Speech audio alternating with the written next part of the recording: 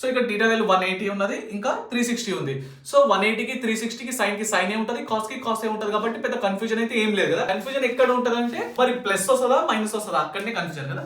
So చూడండి అన్న, ఇక్కడ 180 ఉంది, ఇక్కడ 360 ఉంది కదా, సైన్ కి సైన్ ఏ వస్తుంది కదా. సో ఫస్ట్ అయితే ఇక్కడ సైన్ రాసుకుంటున్నాను, సైన్ కి సైన్ ఏ వస్తుంది, సైన్ కి సైన్ ఏ వస్తుంది, సైన్ కి సైన్ ఏ వస్తుంది, అవునా రైట్. సో ప్లస్ వస్తుందా మైనస్ వస్తుందా కన్ఫ్యూజన్ కదా. ఆ కన్ఫ్యూజన్ పోవడానికి కోసం ఈ ట్రిక్ గుర్తుపెట్టుకోవాలి.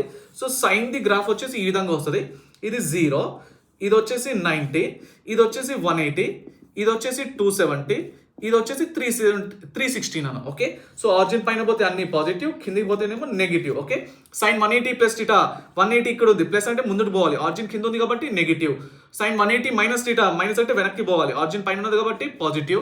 Sign 360 plus theta 360 plus, so ముందటికి పోవాలి కాబట్టి ఆరిజిన్ పైకి పోతున్నది కాబట్టి positive. Sine 360 minus theta, minus అంటే వెనక్కి పోవాలి కాబట్టి ఆరిజిన్ కింద ఉన్నది కాబట్టి నెగిటివ్.